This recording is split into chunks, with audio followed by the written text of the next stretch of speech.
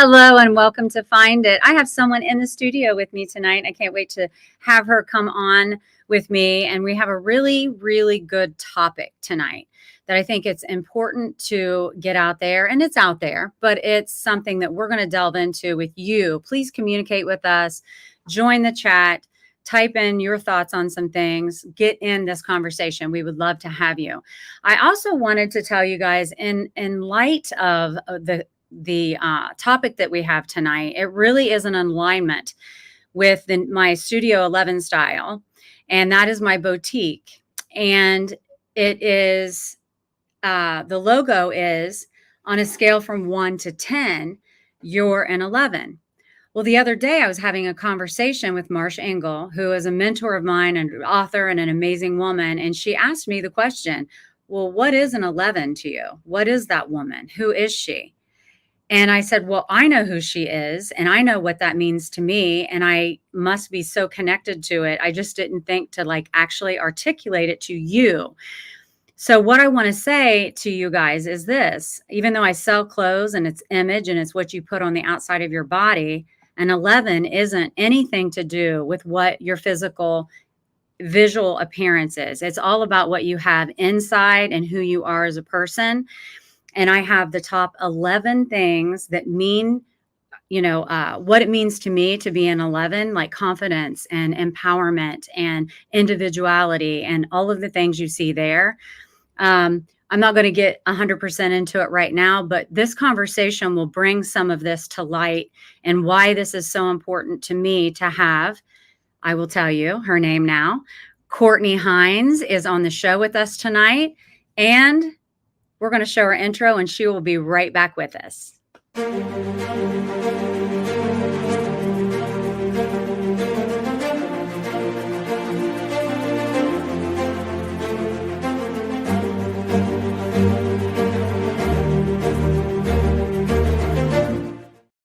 It's us. It's Hi. Debbie. It's Courtney. Hello, hello. So Courtney's in the studio with me tonight. I'm so excited to have her. Did you tell her Joe is the example of an 11? Yes, this is Joe Ingram. He's out in LA, and he is a stellar 11. He is like a solid 11. So thank you, Joe, for being here. Okay, wait, let's start off with, because the topic, we're going to get into that and all of that. But you and I were talking the other day, and I don't really remember when we actually met. Tell me the story. I said, don't tell me. Let's do it live. Okay. So I think we have many, many mutual friends. Yeah. Then I just found out we have a family connection that you grew up with my dad, which I had no idea about. And Michonne and so many other people that we know. Yes. And I think I'm trying to remember, I had connected with you on social media. Yeah.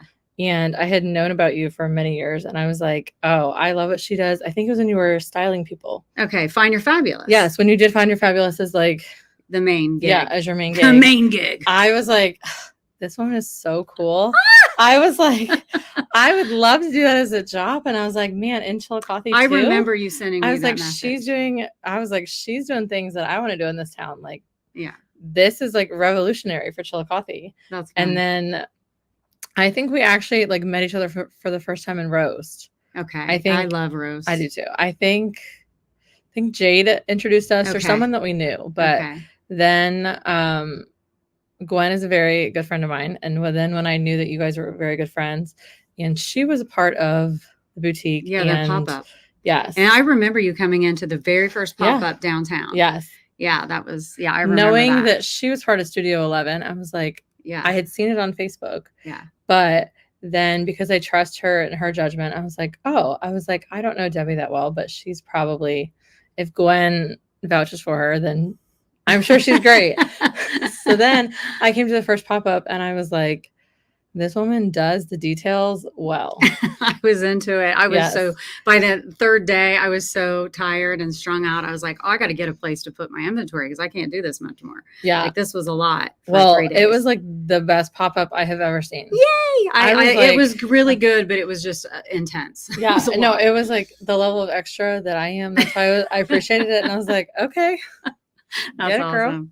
Well, I got to tell you. So, Courtney has stopped into all the pop-ups that I've had, and you and I have had some good conversations, and we're going to get right into what this topic is about. And it's, have you ever felt like you didn't fit the mold? Have you ever, even in a group, like the expectations of you was something that maybe you didn't feel like you fit in, or the industry in which you're trying to get into, or you're actually already in, and you don't feel like you fit the mold? Well, this is where we're going with this. And not very long ago, Courtney stopped into this actual physical location, and she and I were talking, and she shared with me something. And I said, "Oh my gosh, Courtney, like that, I have a lot of feelings about this. I have a lot of feelings about this." And then she and I talked and decided, let's share your story, and she's comfortable with it. So I want you to tell them where you went to school, what you went to school for, and the story you told me. Okay. So I have a bachelor's degree in fashion merchandising from Kent State. So that's up near Cleveland. And I was in the fashion program there. I was telling Debbie that as part of our required classes to take to graduate, an internship is required as part of your school time. So Yeah. The school has a really good connections with outside. And also we have to mention that yes, an Ohio school, Kent State is in the top 5 in the country for fashion. Yes. Yeah. Yes. Design and merchandising. Yes. But they have really good outside connections with a lot of larger companies, Dillard's, Kohl's, a lot of like well-known retail establishments, some that are local to the Cleveland area, but they have a lot. And so they will host like interviews. Fairs. Yeah. Like fairs. And they'll host like interviews at the school for anyone who wants to sign up for those specific companies to talk to the people there. Yeah, kind of do like little interviews to get your foot in the door. Yes, and they're real. Like they're not mock, they're real, and it is for an opportunity for an internship. Keep in mind that is competing with everybody else in the fashion program, as well as everybody else in the nation who needs an internship in fashion as well. So it's kind of a cutthroat industry, and it's one that people do not care, and they'll step on you and be like, sorry, not sorry. Like, right. I need this opportunity. Forget about you. So I think that whole year, I remember I started applying for internships probably in August when that semester started until January. Like I applied for them like it was my full-time job. Mm-hmm. Every day, all the time. Like every time people would get one, I was like, oh, okay. Like felt behind and was nervous because I kept getting a lot of rejection emails or the like no response, that is a silent no, things like that. And we have an industry liaison who works in the program, and she was having a conversation with me one day, and she's kind of in charge of the internship program. And she was like, why are you not getting an internship? Like, I see you going to the interviews. You're very talented. You're very smart. Like, you know your stuff. You know what you're talking about. Like, you do well in the interviews. I don't understand. And I was like, I don't know. Like, beats me. Mm-hmm. I asked myself the same thing. And so she's a very much someone who's like, okay, well, I'm going to find out. And so she is connected with those people enough that she went to the people who hosted some of the mock interviews as well as like the real interviews and was like, hey, like, what is going on? Like, why is this girl not getting an internship? Like, she should be getting one easily. So I don't understand what's going on. So I had this conversation with her in her office privately, but she said, well, the thing that I got responded to me was because of your appearance and how you look and not fitting in with those companies' standards, their brand standard of who they're selling to, their target market, corporately, who they need their employees to look like. So when she told you that was privately in her office. Yeah. And I didn't ask you this question the other day, but when she told you that, how did you react? Did you cry? Did you? Oh, yeah. And I was like, and I'm an emotional person, but then I felt silly for crying about it because I was like, oh, that's just how it is.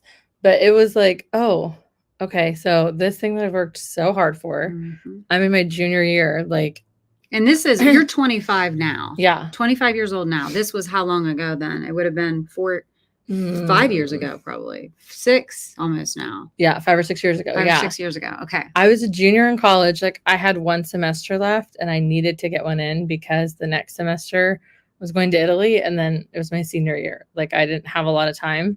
And I was like, oh, okay, great. Like, that's the reason. I think it was hardest because it wasn't something that I could like fix or work on. I'm very much someone who likes constructive feedback. And Mhm. like, if you tell me what I need to work on, I will do my best to work on that, to improve myself, like do whatever I have to do to make myself there. And to then hear that it was something that was like, I can't control. I was like, okay, well, now what do I do? Because at the time, I wanted to work corporately for one of these large fashion brands, these large retail stores. And I thought, I have applied to so many, like every single time I apply to one. I don't know if the people are looking me up online or the ones that I've never even interviewed with. It's just a Mhm. automatic no. I don't know. They have their process. But I was like, I'm running out of time. Like, I don't know what I'm going to do. I need someone to graduate. Like, it kind of felt like my whole world was like falling apart in front of me because I wasn't expecting that. Like, I'm a planner. I thought she was going to say something like, oh, you have talk to. fast or Yeah. talk a lot, like something like that, which I would have been like, yeah, that tracks. Yeah. I do. And I would have been like, okay, I'll do what I can to Yeah. improve that. Mhm. But then I was very surprised. How did you shift and change? What did you do? Well, I was like, we had a conversation and she said, listen, like, if, because she's kind of a shark that way, she said, if these are things that like you love about yourself and you don't care and you're happy with, and you're like, this is just the way that I want to be, like, this is who I am, then she said, then I'll go tell all those people to go screw themselves. And I will. And I was like, I know you will. But if it's not something that you feel that way about, if it is something that you want to work on, that you feel needs some attention, then I want to help you take care of those things. So it was more of just trying to pay attention to, I mean, like little things, but even. But I mean, no.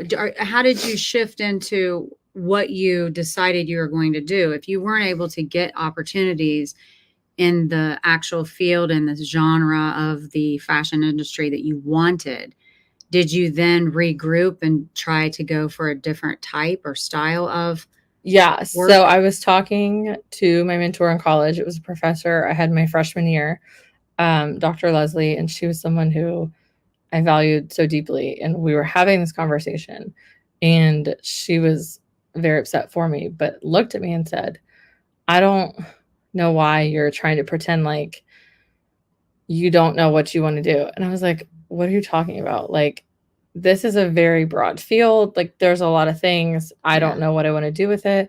And she was like, ever since I have met you as a freshman, you always wanted to have your own boutique. And she was like, I don't know why you're forgetting that. And I went, oh, you're right. And I was thinking about this earlier.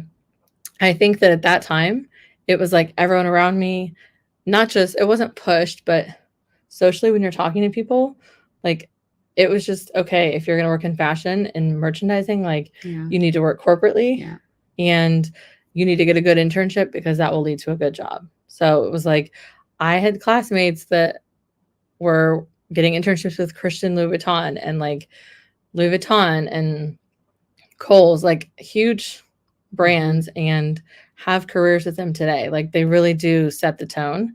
And I was like, okay, that's just what you do. And I'm very much someone who's like, I will make it work. Like I'll do what I have to do. Yeah. So me being me, I was like, well, I need an internship. And I think at this point, the semester was almost over. I think it was like April and we went home in May. And so I had a freak out for a minute. And I was working at Maurice's here locally in Chillicothe when I was home from school. And I sent my manager a message and said, listen, these are the requirements needed for an internship. Is it possible for you to make something work for me that follows these parameters and to track it for me as just part of my normal job, like so that I can get credit for it. I had it approved from the school and from the internship liaison, and she was like, yeah, I think I can do that. Thank goodness. And so it was actually kind of a nice perk because most people were doing internships and not getting paid. But you had a paid internship. Yes, because it was just my regular job. Yeah, I feel like I need you to scoot over more toward me. So, do we like each other? Yes. We want to be on the screen. So, I have a lot to say about this, and some of it is going to sound almost contradictory to who I am. And especially like I popped up at the beginning of this, what I think an 11 is, which means being inclusive, not being exclusive. Mm-hmm. So while I say that, one of the things I was immediately ticked off when she told me her story, like I wanted to I was mad. I was like, that is ridiculous and all of that. Yeah, I saw your face. I was not happy, and it hurt my heart for you. I didn't, you're such a beautiful person in every way. And I just thought, oh my gosh, and you're so articulate and you're so smart. And you come in here and you give me ideas, and it's so amazing. So I was angry about it. Well, then I could not take it. I couldn't get it out of my brain. And one of the things I thought, do you guys remember, I don't know, it's been several years ago when everyone was all up in arms over Victoria's Secret runway models. They would do the bikinis and the bras or whatever. Mm-hmm. For years, that's like their brand. That's what they did. And there was a huge uproar about plus size models not being included in that. And I remember back then even thinking, and I still think this today, is Victoria's Secret has a brand. Okay. So that's their brand. That's their niche. And those extraordinarily thin women are walking the runway. That's the way it's always been. And that's their brand. Hi, Gwen. Hi. So to me, for everyone to get really worked up over them not including plus size models didn't make sense to me, because I know that Victoria's Secret, that's their brand. Is this making sense to you? Yeah, it's funny you say that, because at the same time that happened, I thought the same thing. I was like, well, yeah, that sucks, but I mean, but then like a plus size store, like, I don't know, give me a name of a big plus size store. Torrid, and that they have great clothes, by the way. I love their clothes. They're not going to have thin girls in the Torrid magazine. No. I mean, they're not, because they're not selling to that market. Their brand is the, full-figured women. So but here's the thing. So while it sounds a little contradictory, but you also kind of agree with me, this is different though, in the way of this girl is intelligent. She's put her heart out there. She's in school. She needed this internship to actually graduate. Yeah.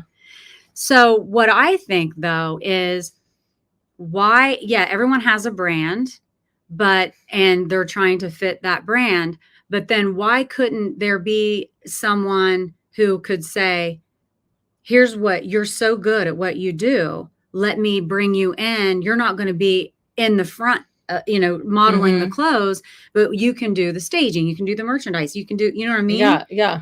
So it's not like you're going to be the face of their brand, but you could be doing all the things in the back that we can't get through. To make anybody successful, it's always the people you don't see. Okay. Yeah. It's the people doing the work in the back that you don't ever see, but that's who are the guts of the machine making it go. Mm-hmm. So, and just like, I want to say this, and you and I did have this conversation. When I say to you, like, I have a brand, I do, and I don't sell a lot of, because I'm just starting out, I can get runs of certain sizes. So would I love to also be able to have plus size clothes? 100%. And maybe one day I will. Right now I don't, but I'm going to talk about that too. Okay. But I want Courtney. Courtney's an 11. Courtney is an 11. She is my brand. And so and everyone keeps saying, Debbie, you got to have a niche. You can't sell to everybody. No, I can't maybe sell to everybody.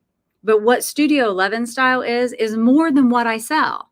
So yeah, you're an 11. And let's put this up. Yay, this was so fun.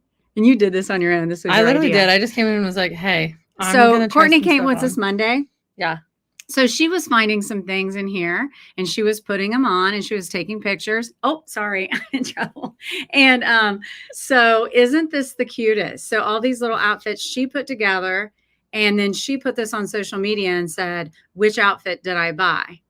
And we know which one she bought. So Yeah. she got the black dress. So I bought the tank, which was the. Oh, that's right. You got the little. Yeah, that's right. Isn't that what you have on? Yeah. Well, no, this one isn't. Oh. It's the round neck, and you have the V neck. Mm-hmm. So, but anyway, we had fun doing that. And that was her idea to put that up there and say, well, which one did I buy? And had fun with it. So that made my heart really happy. But she's an 11, whether she bought something or not. This is the point. Okay.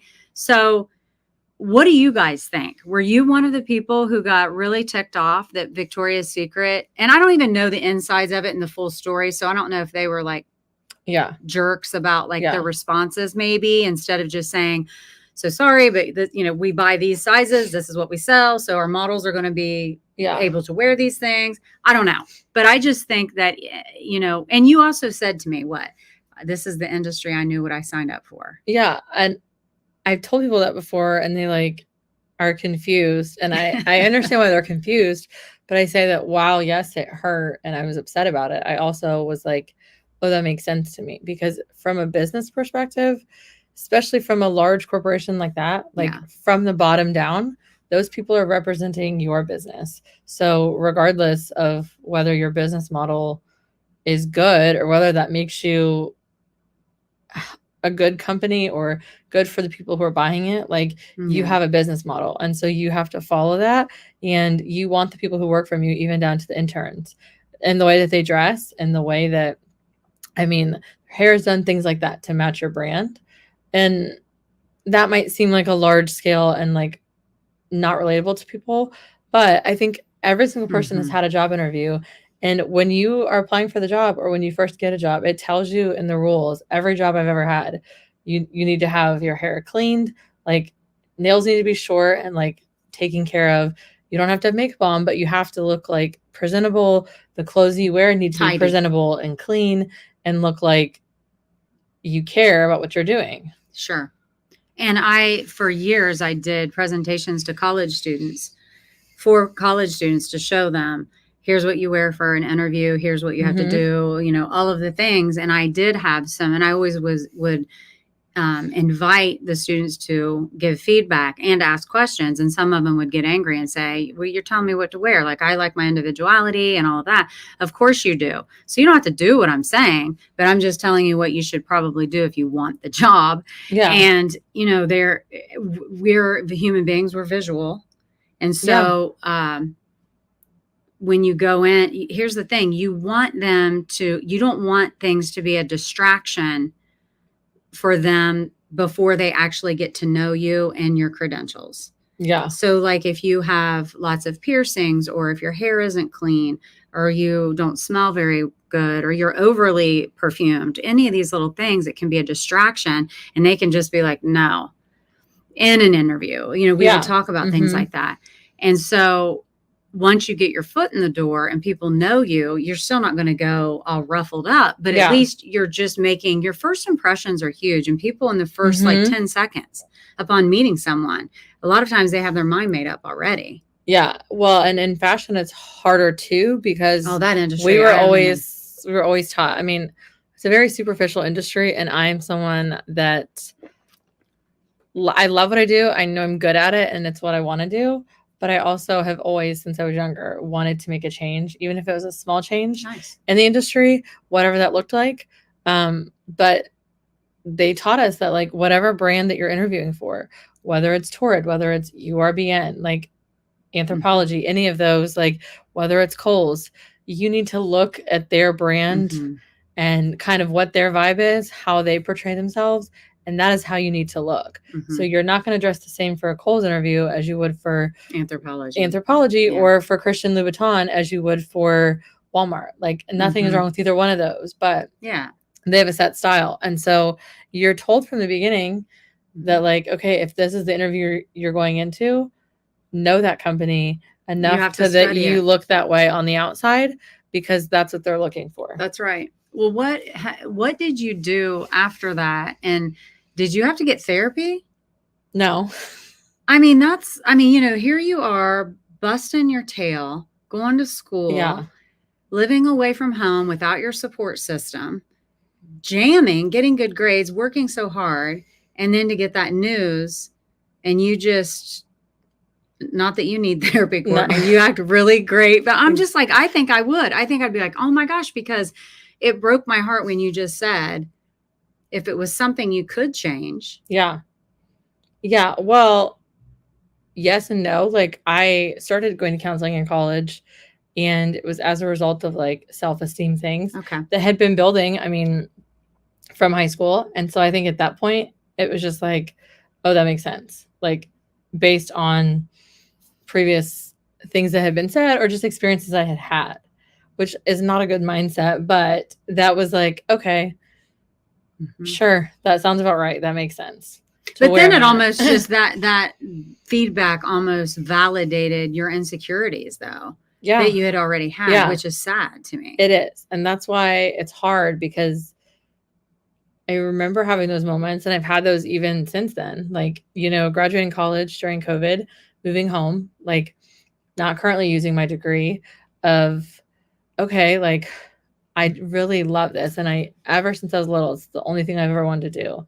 And I think I have those skills in me, but like, I'm not using this degree right now. Can I really do this? Like, is this something that I really want to like devote my life to? And I think that was the shift of understanding that, like, yes, I have so many classmates that went on to do really amazing things and worked in the corporate world, but understanding and realizing what my dream was and what I wanted to do helped shift that for me, and understanding that that's not going to look the same for everyone. Yeah, it won't. And so I think what you're saying and what I'm hearing you say too is that you want to make a change in the world, and each of us should try to make it better, right? Yeah. And so I think that your ideas that you have about having your boutique, and you brainstormed ideas that you had, one boutique at a time. Why can't you? Why can't I make a change? Why do I have to have labels put on what my brand is? Yeah. And so you want to do a really classy and fun for plus size women, right? Yeah. And even, I will say more specifically, like, teeter on the edge. Like, I'm someone who has always, just depending on how women's clothes are made, can be between what they consider core. You wore my stuff. Yeah. Core or plus size. Yeah. And it's a hard in between. Yes. Because you just never know. Like, and you're kind of petite too. Yeah. I'm short, and then gotta work other things you gotta worry about.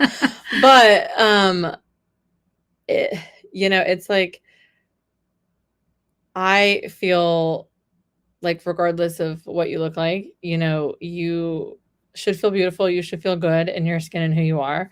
And honestly, it's all about dressing the body. And so I really would love to have a boutique that can support women who are in those sizes. And I would love, even if it sounds unrealistic, to do like, it's not unrealistic, 14 to 32. Yeah. Because that really encompasses the range. Yes. But like workwear, like woman on the go, cares about fashion and style, wants to be put together in her eyes, cares about how she looks in that sense, and have the clothes to show that. And I know that you can do that. So Courtney's going to help me here. Yeah. And I think that with her help, Studio 11 Style can be even better. And you encompass everything that an 11 stands for. Bob Donnell says, 2 beautiful ladies on the same screen. Courtney, thank you for sharing. You're welcome. Bob Donnell, we love you, Bobby. Gwen says, what you wear and how you present yourself definitely makes a difference in an interview. I've had hiring managers be turned off from candidates right away because of how they did or didn't dress. Absolutely. And that's why Martha Tenedo, who works for Ohio University, had called me when I first started Find Your Fabulous. It wasn't my idea. Some of the most beautiful things and opportunities that I've gotten to do hasn't been my ideas. Same. Yeah. And so she called and said, have you ever considered doing presentations to college kids about what they should be wearing to interviews? I'm like, no. And she goes, well, could you do it? And I said, yeah, I'll put a Prezi together, or a PowerPoint. and her class was the first one and then it just kind of took off, and I was hired at a bunch of different universities to go in there and do that. And it is needed because, listen, you don't know what you don't know. Right. They're there learning all the things for their trade or for they're getting an education for their career, not necessarily what all the other stuff, how to dress and I will say, Gwen, I 100% agree. I feel the same way. And I still tell people, like, kind of weird. I love helping people find jobs. Mm-hmm. I love like tweaking people's resumes and even being like, hey, do you know what to wear to this interview? Like, I love all of that. And I think that's important. Very much you should dress for the job that you want. But even on a larger scale, that is important. But also, like, let me be clear, and that it wasn't just like what I was wearing that was a problem. It was just like how I looked and what I looked like on the outside that didn't fit their brand standards and what they were looking for, which led to those decisions. Right. But sometimes a door that's shut is also redirecting you to go find another opportunity. And I think that what you're getting ready to do, or you're preparing yourself to do when she's 25, she has plenty of time. Yeah. So as you plan to do what you want to do, that's so much more needed. And also I feel like your personality to help people like you're going to. Yeah. I'm a very much like an introspective person and like to reflect on things. And as I have reflected on that, I have thought many times how grateful I am for that situation, because I don't think I would have been happy in the corporate world. And most fashion internships, especially if you're in New York or LA, consist of, for the first year, if you even make it past the first year, literally getting people coffee and a bagel. Devil wears Prada. Yeah, that's real. For sure. And so you're just getting people coffee, and that's you're really not getting any. No. Just what you overhear or see. Right. And you're just like the lowest person on the totem pole. And so they look at you as such. But I've thought about that and thought, is that really what you would have wanted to do anyway? No. And it's funny. I always used to say, like, oh, I can't wait to move away from Chillicothe. Like, my heart and my mind and dreams that I have are so much bigger than here. But also, like, moving back during COVID, I was like, I love this town. And I just think there's something special about it. And that small town life is really beautiful. And thinking about the fact that, like, I like to be in charge, and I want to be the one making the decisions from top to bottom. Like, I want to be the one in charge of designing what that store looks like, what that brand is representing, the marketing decisions for it, the clothes that they sell, like, everything. I want to be the one in charge of that, to make sure that it is aligning with who I am and what I'm trying to represent to people.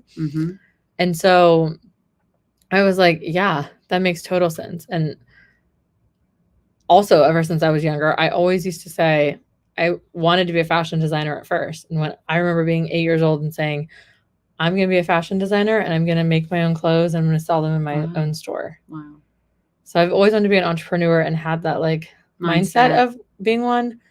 And ultimately, I think having friends that I'm still in touch with and, like, hearing what they do or the things that they're doing, I'm like, I could never do that. Like, would not enjoy that.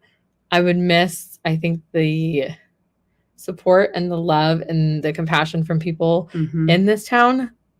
They show up for each other like crazy. Oh yeah, we have great community support. Yeah, we have good people. Yeah, it's like the opposite of New York. And I know that it's and there's pockets of little mini Chillicothe's in there, but I get you. You got to. It takes a while to find that. Yeah, and that's something that I know that, like, that is such a leap, especially being younger and putting the money into that and such an investment. But like, I think about that all the time of, like, this is the perfect place to do it, because the support that I would have behind me would be, like, unimaginable. I agree. And I'm excited for you, because it's going to be really cool. You're going to put your passion into it and the love of fashion with it. And it's just going to go, and people are going to feel supported, and they're going to feel comfortable coming to you, because you, of all people, you know what it feels like to not fit that mold. Yeah. But you know, that's the thing that bothers me. You guys who are still on here, if there's anyone, this is the thing. Like, while I understand, like, there are brands and all of that, and that's business model, all of these things, but just to put so much emphasis on looks to be able to do a job that you're so capable of doing, bothers me, and I could never do that to someone. I don't know. It just. Well, I mean, thinking about it in the opposite sense, as soon as you're talking about Victoria's Secret, I thought of Abercrombie and that happened Hollister, with them too.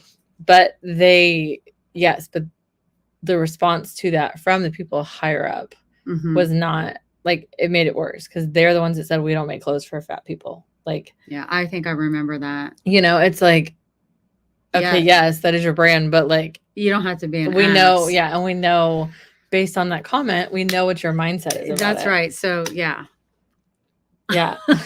Exactly. I was like, oh. So what are you doing now? I have my hands in a lot of Different things, as always. My full-time job is I'm an insurance agent, but I love, I have a side business that has had to take a back burner, starting a new job, but it is doing consulting for small businesses. I have such a passion and love for small businesses, and seeing them thrive, seeing them get better, do better, and be successful. So I wanted to find a creative outlet in a job that I have that's not creative, to help those people and to keep businesses around here for hopefully a long time. Yeah. And so it's more of like marketing services and things like that, but really targeting specifically. There's a lot of business owners who know how to do that stuff, but don't have the time and don't want to do it, or business owners who don't know how to do it and don't want to learn to do it. Yeah. And so specifically targeting those people and trying to help in that sense, but also like just getting opportunities to even help you with certain things and to elevate your brand and and I love it. And I want you to be more part of this as much as it allows for you. I'm very much on board with that and excited about that. And that's why I came in here and just was like, I'm going to start taking pictures and trying stuff on, because I wanted to show people that the image that people see of you and your brand. Well, and so let's talk about this. This stuff can work both ways here. That just triggered something in me. Okay. So, and I had read an article years ago about if someone sees you as being thinner or more attractive, they can poo-poo on you in a heartbeat. Yes. Just like it would be with what happened with you.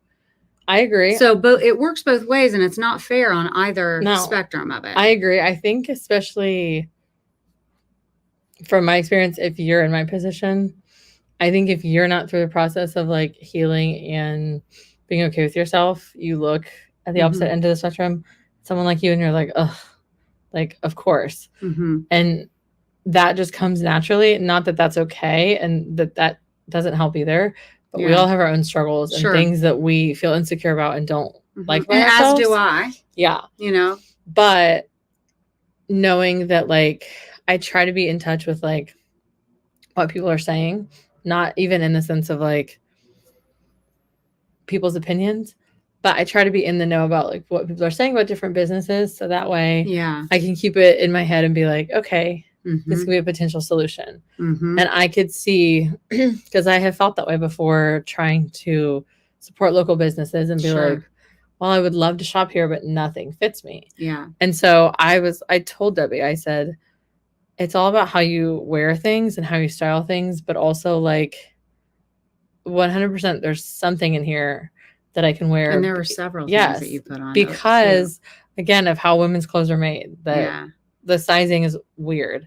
And so I wanted to take those pictures and show people that like you could be my size or even a little bit larger than me and still rock a lot of those things and feel really great about yourself and to feel confident and fashionable, and wear things that make you feel comfortable. And so that's why I did that, because I'm trying to help show people that like whatever image you have in your head is it's not always accurate. Yeah. And you know, it's true. And I have jewelry and I have scarves and I have, purses and things like that too. I was going to say, and these Yes, These those bracelets. are. I make these with my own little nubbers. Oh wow, my producer on the back is awesome. Yeah, they are prayed over, and it's just this is what it's about. This is what Studio 11's about, and it's about us Mhm. too. These women right Yeah. here. It's about us women who support one another, cheer for one another, pray for one another, and worry more about what's on the inside. Clothes are fun. You love fashion. Yeah. I mean, we love clothes. It's fun to dress up, but it's not what it's really about. Yeah, and it's interesting because this conversation sparked something for me too. Oh, good. I remember in college, one of the things we talked about was like the psychology of fashion, which Mhm. thought I was like, that's weird.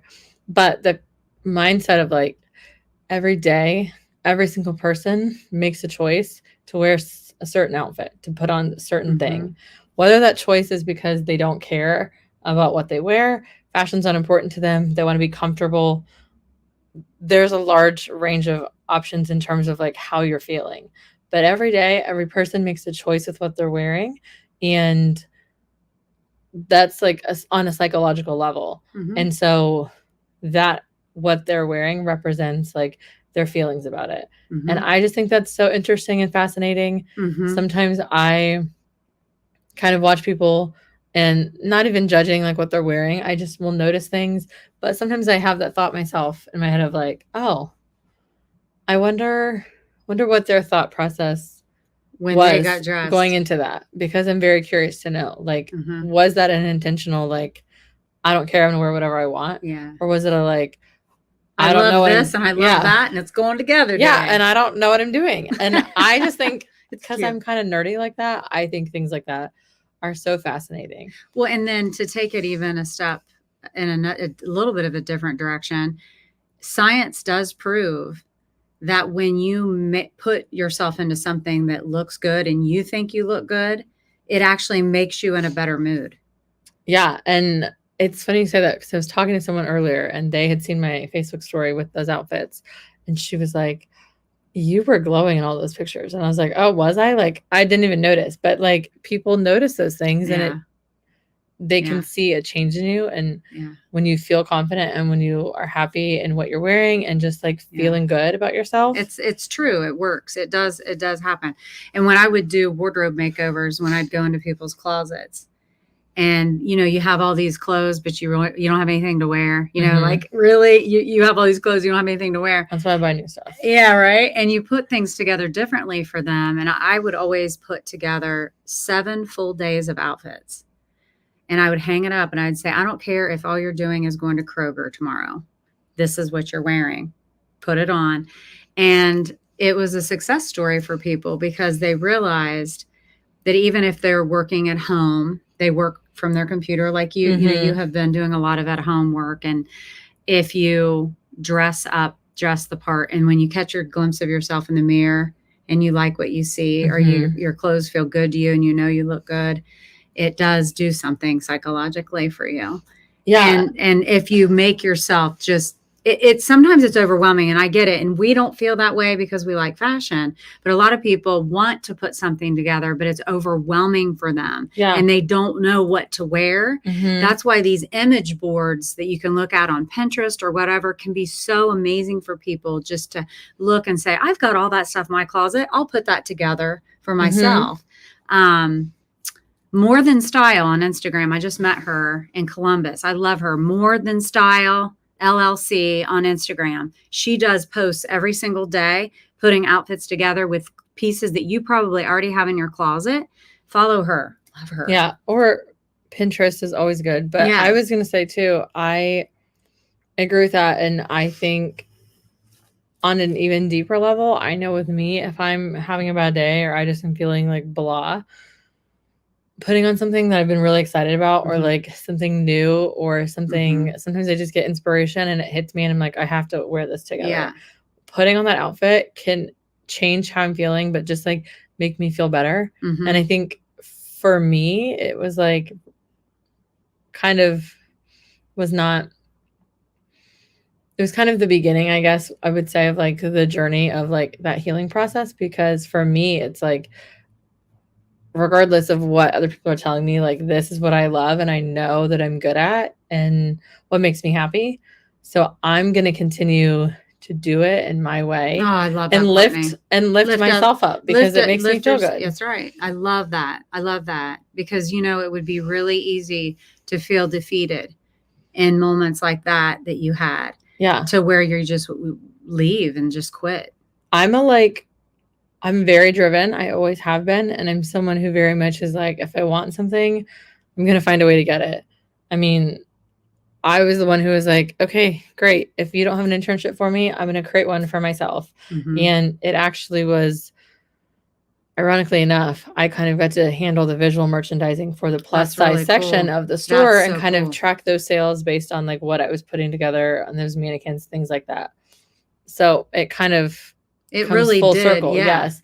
But even knowing like I have so many friends who own boutiques and just who get to do that on a day-to-day basis, and I just like to be in that environment because watching people and the way that they shop and the way that they interact, like mm-hmm. It's all just so much deeper for me, and it always has been. And it's something that like, even if other people don't understand that, that's okay. They don't have to. I think in any industry, that's the important part of like, if you feel so strongly about something and you're very passionate about something and it is your dream, don't be friends with me because I'm the person who will be like, great, if that's your dream, we're going to figure out a way to do it. I'm going to help you do it. Like, mm-hmm. Let's go. So is that your advice that you'd give to younger people who may not have the drive or, what you had gone through, that whole story of being away and not being able to get an internship and being told this, that would be devastating. And a lot of people probably would have walked away and just came home. But you finished and you found a way to get your internship. You created one for yourself. What would you tell to another young lady who is being told that no, but she knows that's her dream? I would say I'm all about like, find a way. I tell people all the time, like whatever your dream is, if you can't do that as a full-time job right now because you can't make money and it's not feasible, I get it. But find a way to do it on the side. Find a way to bring it into your life so it will fill your cup and bring you joy and really stir your passion. Because if you have that outlet, it's going to make you happier and you're going to just feel better. And eventually you can find a way to bring that hopefully into a full-time position, I think, or full-time something that you can make money from. I think it is cliche when people are like, don't let anyone ever tell you that you can't do something. I mean, I agree with that, but I'm all about I'm all about making it work and finding a way to get what I want. Like, not even in a selfish way, but like, okay. Well, but you have to be. Yeah. You have to. Sometimes this is the thing. Selfish, the word selfish is needed sometimes. Selfish, we all know what the selfish, being selfish is not an attribute. Okay. It's not good. But sometimes you have to be for you because who's going to be for you if you're not for you? Yeah. You have to be for you. And I got to say, as you were talking, I thought, how many people out there have allowed a dream to just die inside because you've been told no so many times, or someone thought it was stupid that you wanted to do this, or what makes you think you can do that? How many people out there have really lost what their passion was in the process of being told no? Okay, put that back up there with Gwen. I want to see what Gwen says. Just my personal opinion, but if a company doesn't allow you to work for them in a non-modeling position because of the way you look, you do not want to work there anyway. The culture there is more than likely toxic. Agreed. Yes, and that was something that as I continued on that journey, when I was looking for companies to work for, from the beginning, the culture was really important to me because I was like, I need to know how people interact and like what it would be like, because I don't want to be in a super toxic environment. Sure. And so those things and noticing different things about even just the way that the interviewers interacted, the kinds of questions that they asked you, that kind of a thing, like I could tell a lot from people. I'm very good about discerning people. Yes, and reading people in that way. And so it helped me be like, okay, yeah, that's not a place that I want to work for anyway, because my skills and talents would be stifled. And I can imagine that one of these days when you're doing what you're doing and with the education and the background that you already have, that you could be a large company where you can have a beautiful culture and sky's the limit. That's what I'm saying. Yeah. Why can't you? This is what I've always told my kids. You can do what you and it is like you said, it's cliche. Yeah. You can do what you want to do. I mean, listen, if you're 90 years old and you want to be an Olympic gymnast, probably not going to happen for you physically, right? You can't do it. But within reason, don't let dreams die inside of you. Please don't do it. I mean, just know. I mean, I think that there's a lot of sad, depressed people because they've been told no so many times or been made fun of because they want to do something and then they just stifled and shoved it down and doing something else. So hopefully. I will also say in that, I think if that's really what you feel strongly about and you're passionate about, then do it and find a way to do it and find a way to fill your cup in that way. But also don't be afraid to reflect. And if you are getting criticism that is constructive, don't be afraid to ponder that and look inward and see if that may be beneficial to you. And I say that because I won't get into the whole story, but I started at Kent State as a design major. That was my dream since I was little. I wanted to be a designer. That program is hard. Like you're drawing and making patterns from scratch. Like not the sewing that I was used to at all. And I remember in one of the like freshman level, like sewing design classes, the professor pulling me aside one day and said, I just want you to know the work that you just turned in is F work, which was hard enough for me to hear because I'm not someone who gets Fs. Yeah, you get good grades. Yeah. And I was like, oh, and she said, and I'm telling you this because it's only going to get harder from here. And she said, I'm not telling you that I don't think you can do this. If you really want this and you really buckle down, I think you can do it. I'm just telling you that the level of work that you're showing me right now is not the level of work that is going to cut it in the higher levels of this class. You had me at sew. That's not happening with this girl. I have ideas of how I want things to look, but for me to actually sew it or design it even would be. Well, I'm glad I mentioned that because that's like the first part of my story in terms of pivoting. Good. And that's, we're not saying that all corrective criticism is good. You know what I mean? Yeah. You have to be able to, if we want to grow and get better, we have to take criticism and let it, like you said, ponder it, figure it out so that we can get better. But that was like my first moment of pivoting. And it was because I didn't know what all that entailed. Like, going blind. Really. I sewed a lot with my grandma. I was making pillows and blankets and like stuff with patterns from Joann's. Like, and they were like, any level of experience is fine. I was in class with people who were making prom dresses for people like from scratch. And I was like, what? And so like that as a freshman, like rocked my world. It took me weeks to like figure out what I wanted to do. And I remember like, I literally spent weeks crying about it, praying about it. And I remember sitting at my desk one day and I just heard this like thought in my head. It was like, switch your major. And I was like, okay. So I told my advisor that day, like, I'm going to switch. And that also was like so divine in that way because so many schools have fashion merchandising or fashion design. They don't offer both at the same school. So the fact that I could just switch my major, and at that point, that meant I dropped one class. The rest of my classes were all the same instead of having to transfer schools. Right. And you were going to such a great school for fashion. So and I say that fashion merchandising, I mean, it's still in the industry that you love. Yeah. And I say that because looking back and once I started taking those classes, I was like, oh, I'm so much happier doing this. I learned about myself. I function best when I can use both sides of my brain. Not fully creative. I'm not fully analytical. When I can hit the sweet spot in the middle, that's when I'm really like firing on all cylinders. So having the business side of fashion was that's like, awesome.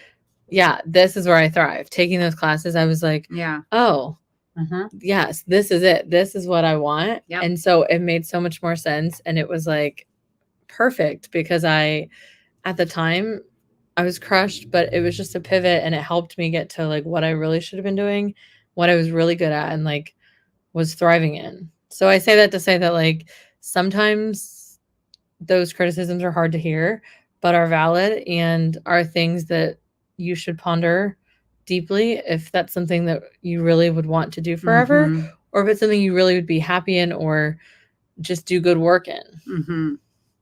It's a beautiful, that's actually, I mean, we all need to hear that. I need to hear that in some ways too, with, even though I'm doing this, I always value someone saying, well, have you ever thought of doing this a little differently or whatever? And even though you put your heart and soul into something, you're like, oh, I'm going to change it now. But, sometimes things need to change. And like you said, pivot, and it grows and it's better and I'm better. And yeah, change is hard for me, and I don't think most people enjoy change, but sometimes you just need that little pivot to take you to a new direction and down a new path to lead you to where you better really need to be opportunities. too. Yeah. Yeah. Gwen says sometimes the door closes for your protection and it places you in the right direction for what you're meant to do. Perfectly Yes, said. and it absolutely did. Yeah, it did. Well, I don't know. I love that you told your story, and I think it's incredibly deep, and you're being so transparent and so open with it. But I think that it's going to help a lot of people to hear your story, and also to see how you've moved through it with grace, and that while it also left some hurt, and you're healing through that. Where do you think you are today versus where you were then when you got that? That's a good question. I think I'm much more sure of myself and as a person, but also the career goals that I have.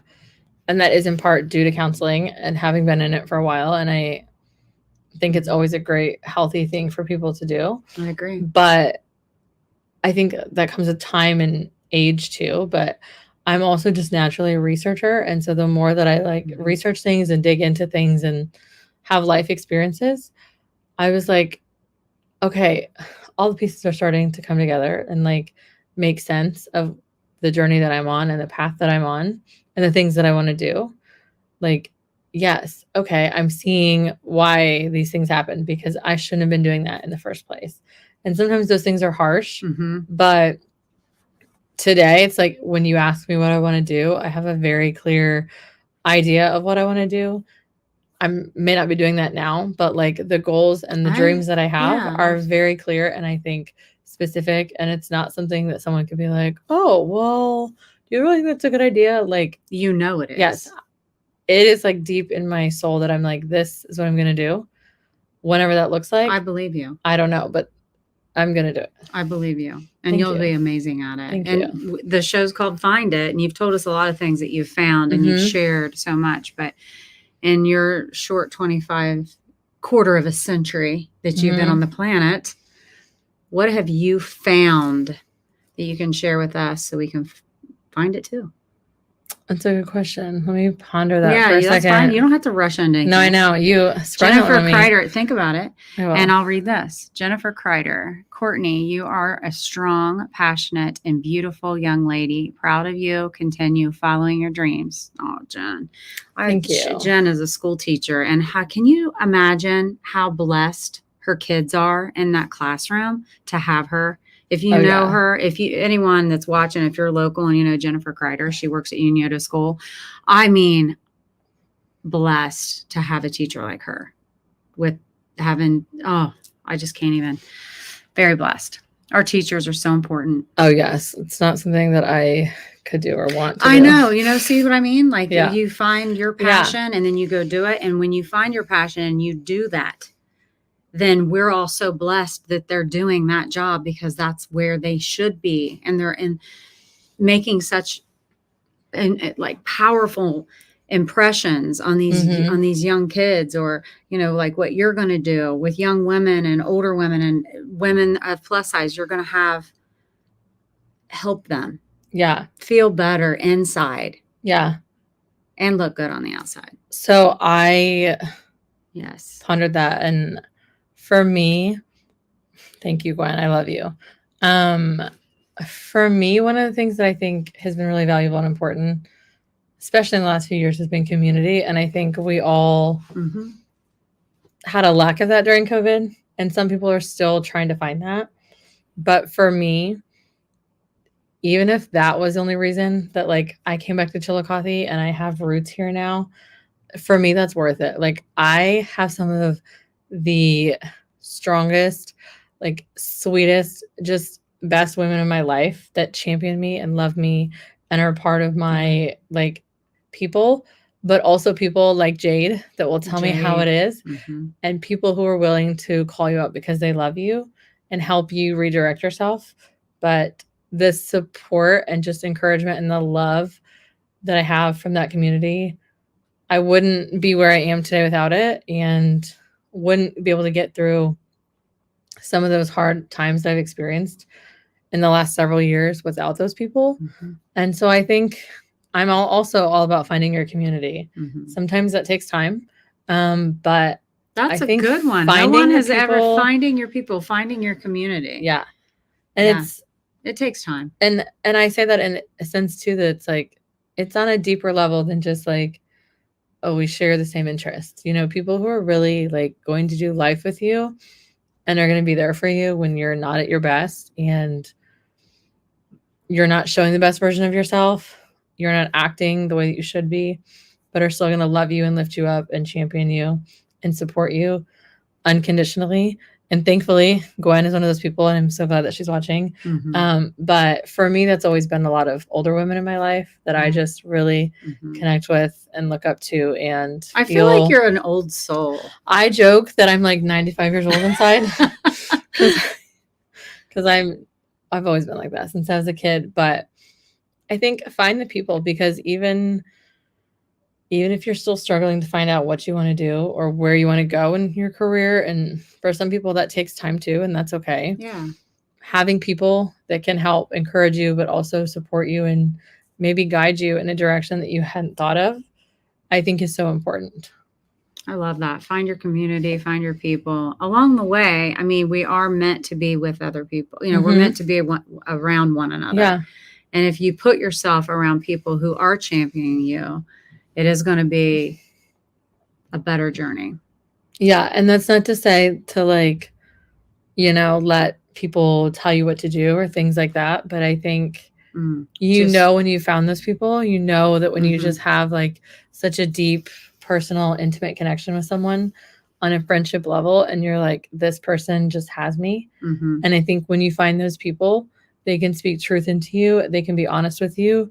And I think correction is really important, and being willing to accept it and take it when you need it, and then keep going forward and pivot however you need to. Well, and two, the other part is if it's really your people and they give their advice and you don't necessarily agree, that's okay too.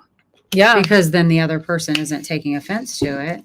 They're able to say what they feel for you, and you're also able to respond in whatever way that is. It's okay. Yeah. But I think for me, one of the like most humbling moments for me are when those people that I love deeply are like, I'm seeing things in you right now that I don't love, that I know are not you, and your behavior or your attitude or just the way that you're living. And I'm concerned about you and I want better for you. And so when those people are willing to call that out in you, I think that sparks change, something different. In a positive way. Yes. But it's very humbling to be like, someone loves me so much to tell me, not just like, I think you're being rude, but like, you are not being yourself. Like something deeply is wrong. Or if you seem sad, or you're having days of low moods where you may not be, I don't know specifically what you're talking about, but if you're having low moods day after day, or you don't look the normal way that you look, and you're not putting yourself together, and someone says, are you okay? Like, this isn't you. Like, you gotta snap out of it or whatever. Jennifer says, Courtney, I need you to come and talk to my students. We should talk. Okay, great. I love that idea. That's really, really good. That would be really great for kids to hear, to be able to have that conversation, just being real about how sometimes you're made to feel, but that doesn't really define who you are. Just because someone doesn't think you fit the mold, it doesn't define you. Yeah. if I'm being, if I ask you the question and be as honest as you can, do you love you? Do you love yourself? I think that's a journey. I think that has been a process for me for many, many years. And I think where I'm at in my life now, because of counseling, because of the community, because of my faith and so many other factors, I think I have gotten to the place I'm at now because of those things. But I think sometimes that's just always growing and evolving. And there's some days we're humans that it's normal that we don't. I think we all feel that way. But I would say I'm on my way to that. Yeah. I'm on my way to that. Good. I love to hear that. Thank you. I love to hear that. So, all right. I guess we did go over a little bit. And we did. We literally said that before. Yeah. We said it. Yeah. Yeah. So find it. Courtney's here. We're going to be seeing a lot more Courtney. Studio 11 style. On a scale from 1 to 10, you're an 11. And we know what an 11 means because I'm going to keep talking about what an 11 means. I have neglected to say that. But an 11 is every woman who has compassion and empowers others and loves themselves and has individuality and inclusivity and all the things. You can check it out. But anyway, we've enjoyed having you, and it's a tough topic. Yes. It's a tough topic, and I appreciate you being able to tell your story and give that gift to other people who probably have felt the same exact way. Yeah. And I hope someone resonated with it. I hope it was helpful, but thank you for asking me. This is definitely one of those things that I was not seeking out.